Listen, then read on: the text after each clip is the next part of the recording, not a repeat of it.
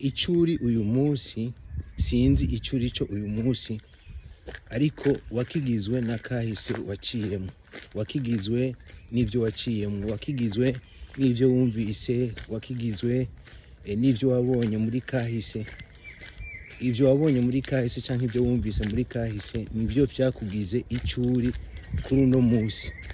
Abantu benshi kenshi barakunda gukanguka iyo babonye nk'umuntu yaguze nk'ikintu kiboneka, ufate afise ubutunzi bw'imodoka, afise ubutunzi bw'inzu, ugaca usanga abantu nibo bashidutse bakibaza ngo naka ngo bijya bintu ngo yabikuye, ngo naka ngo bijya bintu ngo abikuye he. Ariko ntibibaze, ntibabone cagiye wari ukenye, ntibabone cagiye wari ko uriyumvira, ntibabone za nguvu watanga kugira ngo ushobore gushika kuri vya bindi. Abantu kenshi turakunda kubona rusikse, turakunda kubona ibintu biboneka gusa, ariko ntitwinjira muri cagihe wa muntu yariko arabirondera, ntitwinjira muri cagihe wa muntu yariko aravyiyumvira, ntitwinjira muri cagihe wa muntu yariko aravyiga kugira ngo ashobore kubishikako. Hariho n'umuntu nabonye abaza ngo igihe nari nkenye ko mutaje kumbaza kuvyerekeye ubukene bwanje, ariko uno musi ntunze, uno musi mfise ivyo mfise, uno musi kubera iki muje kumbaza ngo ubwo butunzi ngo nabukuye he. Ibi byose biboneka yuko kubisanzwe kugira ngo umuntu atunge canke kugira ngo umuntu ashobore gushika kuri success yifuza gushikako, bivana na vya bindi yakoze, bivana background yiwe, bivana histoire yiwe. Uno musi rero agasanga wifuza gushika kure mu buzima bwawe, agasanga wifuza gushika ku bintu bikomeye cyane, agasanga wifuza gushika ku iterambere, agasanga wifuza gushika ku butunzi. Uno musi no kubaza ikibazo, kandi ikibazo nibaza yuko gikomeye cyane, nawe ikibazo utangura kwibaza kugira ngo ushobore gushika kuri ibi byose. Mbega uno musi uri kurakora iki kugira ngo ushike kuri vya bindi wifuza mu buzima bwawe? Qu'est-ce que tu fais aujourd'hui? Uri mu biki? Uri kurayaga n'abandi? Mbega wumviriza abandi? Mbega uvugana n'abandi? Mbega umwanya mwinshi wawe uha nde mu buzima bwawe? Ivyo rero nivyo bizokugira umuntu uzoba ku musi w'ejo, canke bizokugira umuntu wifuza kuba ku musi w'ejo. Agasanga uriko urajana n'imborerwa, witege yuko no ku musi w'ejo nawe ushobora kuba imborerwa ikurikira. Agasanga uriko urajana n'umuntu akunda ikiniki, witege yuko nawe mu misi izoza uzosanga ico kintu nawe ugikunda.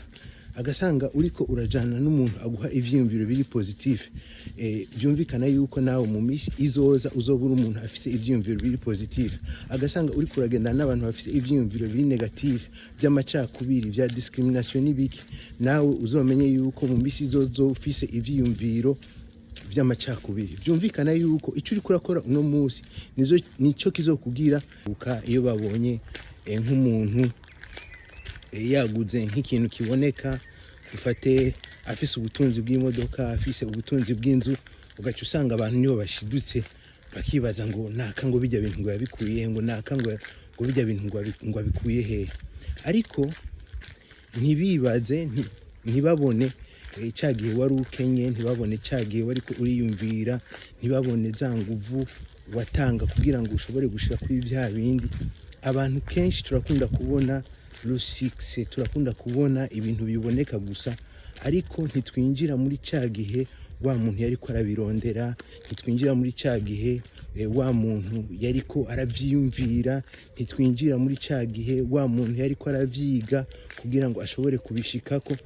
Hariho n'umuntu nabonye abaza ngo igihe nari nkenye ko mutaje kumbaza kuvyerekeye ubukene bwanje, ariko uno musi ntunze, uno musi mfise ivyo mfise, uno musi kubera iki muje kumbaza ngo ubwo butunzi ngo nabukuye he. Ibi byose biboneka yuko kubisanzwe kugira ngo umuntu atunge canke kugira ngo umuntu ashobore gushika kuri success yifuza gushikako, bivana na vya bindi yakoze, bivana background yiwe, bivana histoire yiwe. Uno musi rero agasanga wifuza gushika kure mu buzima bwawe, agasanga wifuza gushika ku bintu bikomeye cyane, agasanga wifuza gushika ku iterambere, agasanga wifuza gushika ku butunzi. Uno munsi no kubaza ikibazo, kandi ikibazo nibaza yuko gikomeye cyane, nawe ikibazo utangura kwibaza kugira ngo ushobore gushika kuri ibi byose. Mbega uno munsi uri kurakora iki kugira ngo ushike kuri bya bindi wifuza mu buzima bwawe? Qu'est-ce que tu fais aujourd'hui? Uri mu biki? Uri kurayaga n'abandi? Mbega wumviriza abandi? Mbega uvugana n'abandi? Mbega umwanya mwinshi wawe uha nde mu buzima bwawe? Ivyo rero nivyo bizokugira umuntu uzoba ku munsi w'ejo, canke bizokugira umuntu wifuza kuba ku munsi w'ejo. Agasanga uriko urajana n'imborerwa, witege yuko no ku munsi w'ejo nawe ushobora kuba imborerwa ikurikira. Agasanga uriko urajana n'umuntu akunda ikiniki, witege yuko nawe mu misi izoza uzosanga ico kintu nawe ugikunda. Agasanga uriko urajana n'umuntu aguha ivyiyumviro biri positif, byumvikana yuko nawe mu misi izoza uzobura umuntu afise ivyiyumviro biri positif. Agasanga uriko uragenda n'abantu bafise ivyiyumviro biri negatif, by'amacakubiri, bya discrimination n'ibiki, nawe uzomenye yuko mu misi izoza ufise ivyiyumviro by'amacakubiri. Byumvikana yuko ico uri kurakora uno munsi nico kizokugira muri kazoza, nico uzoburi ku munsi w'ejo. Rero nukuraba ivyo uri kurakora, nukuraba ivyo uri kuravuga, nukuraba abagukikuje hirya no hino kugira ngo ushobore kumenya ivyo uzoburimwo ku munsi w'ejo.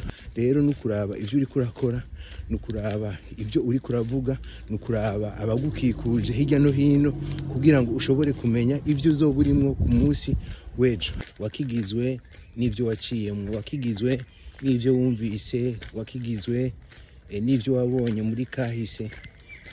Ivyo wabonye muri kahise canke ivyo wumvise muri kahise nivyo vyakugize icuri kuri uno munsi. Mbega uno munsi uri kurakora iki kugira ngo ushike kuri bya bindi wifuza mu buzima bwawe? Qu'est-ce que tu fais aujourd'hui? Uri mu biki?